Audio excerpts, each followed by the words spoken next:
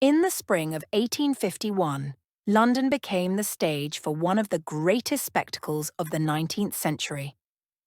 In the heart of Hyde Park, a glittering palace of glass and iron rose from the ground, vast, gleaming, and unlike anything the world had ever seen.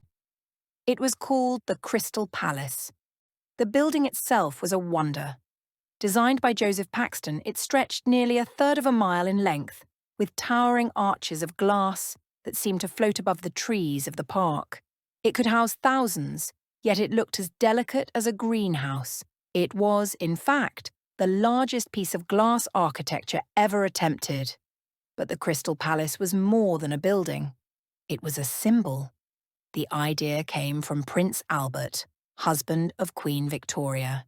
He envisioned a showcase for Britain's industrial might, its empire, and its modern achievements. It would be the first World's Fair, a gathering of nations under one roof, displaying the wonders of industry, invention, and art. And the world came. From May to October of 1851, more than 6 million people passed through its great iron gates.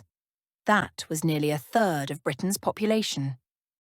Inside, they found treasures beyond imagination.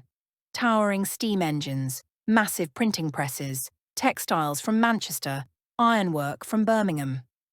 There were telescopes, clocks, and machines that could spin, cut, and weave faster than any human hand.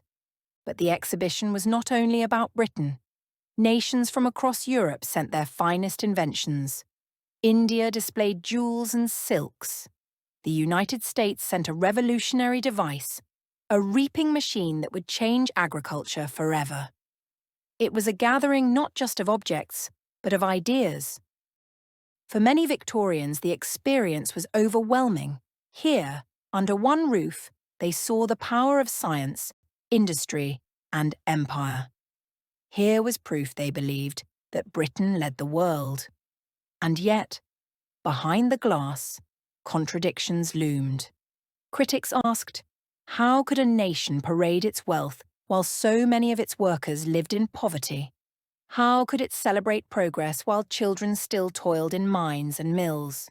To some, the exhibition was not a triumph, but a glittering mask, hiding the struggles of ordinary people beneath a show of splendor. Still, its impact was undeniable. The profits from the exhibition were used to build new institutions in South Kensington, the museums of art, science, and natural history that stand to this day. The Crystal Palace itself was moved to Sydenham Hill, where it stood until destroyed by fire in 1936.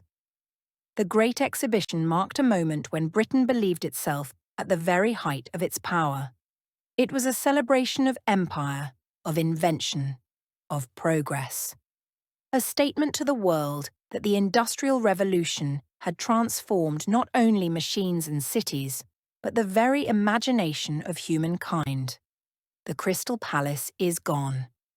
But in 1851, for 6 dazzling months, it stood as the greatest monument to the age of steam, glass, and iron.